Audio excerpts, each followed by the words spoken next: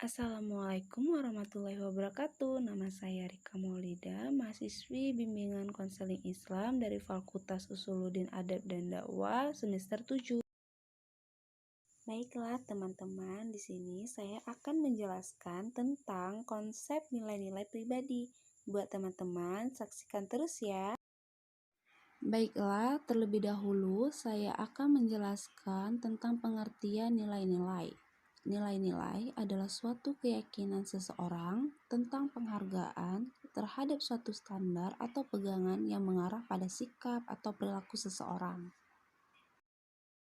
Selanjutnya, secara garis besar, nilai pribadi dibagi menjadi dua kelompok, yaitu nilai-nilai nurani dan nilai-nilai member.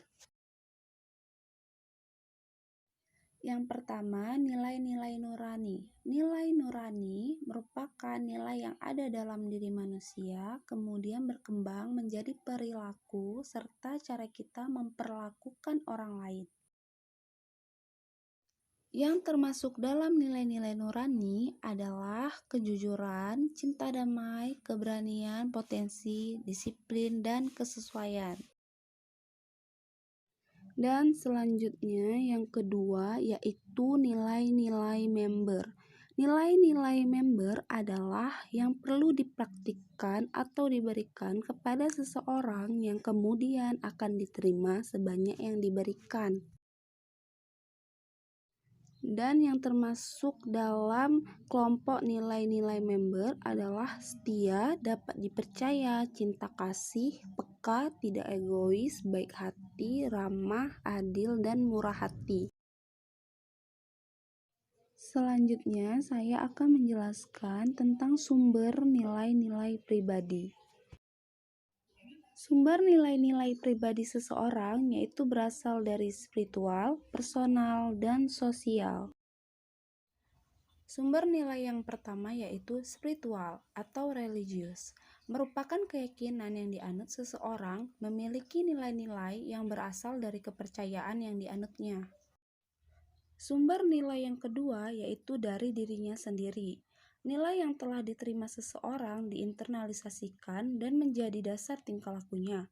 Nilai-nilai personal merupakan hasil observasi terhadap tingkah laku dan sikap orang tua atau keluarga dan interaksi dengan budayanya, agama, dan lingkungan sosial. Dan selanjutnya, sumber nilai yang ketiga yaitu sosial. Individu memperoleh nilai-nilai sosial dari orang tua, teman, dan lingkungan sosial lainnya seperti profesinya. Biasanya, nilai-nilai sosial merupakan hasil kesepakatan antara kelompok tertentu. Nilai-nilai sosial meliputi nilai sopan santun, nilai kesusilaan, nilai Pancasila atau ideologi, dan nilai budaya yang bersumber dari budaya. Selanjutnya, saya akan menjelaskan fungsi nilai.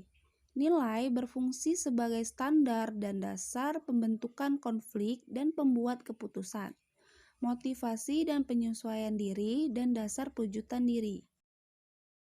Dan ada beberapa fungsi dari nilai yang dapat kita cermati.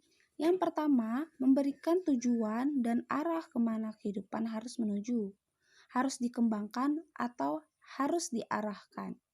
2. Nilai mengarahkan seseorang untuk bertingkah laku atau bersikap sesuai dengan moralitas masyarakat. Dan nilai memberi acuan atau pedoman bagaimana seseorang seharusnya bertingkah laku. 3. Nilai biasanya muncul dalam kesadaran, hati nurani atau pikiran seseorang ketika yang bersangkutan dalam situasi kebingungan menghadapi berbagai persoalan hidup. 4. Nilai juga menuntut adanya suatu aktivitas, perbuatan atau tingkah laku tertentu sesuai dengan nilai tersebut. Jadi, nilai tidak berhenti pada pemikiran saja, tapi juga mendorong atau menimbulkan niat untuk dapat melakukan sesuatu sesuai dengan nilai tersebut. Dengan mengetahui sumber, fungsi, dan menanamkan nilai-nilai, orang dapat memahami kekuatan nilai-nilai tersebut, bertahan pada seorang pribadi, dan juga cara-cara yang dapat mengubah nilai yang kurang baik ke arah yang lebih baik. Maka, dengan demikian, selaku konselor profesional harus memiliki kesadaran dalam melakukan pekerjaan dengan menampilkan keutuhan pribadi seorang konselor. Seorang konselor dalam menjalankan tugasnya harus dalam keadaan sadar dan menampilkan kepribadiannya yang sesuai dengan keprofesiannya. Dan seorang konselor harus memiliki kepribadian yang baik. Kepribadian konselor sangat berperan dalam usaha membantu siswa untuk tumbuh. Baiklah, sampai di sini dulu untuk video kali ini.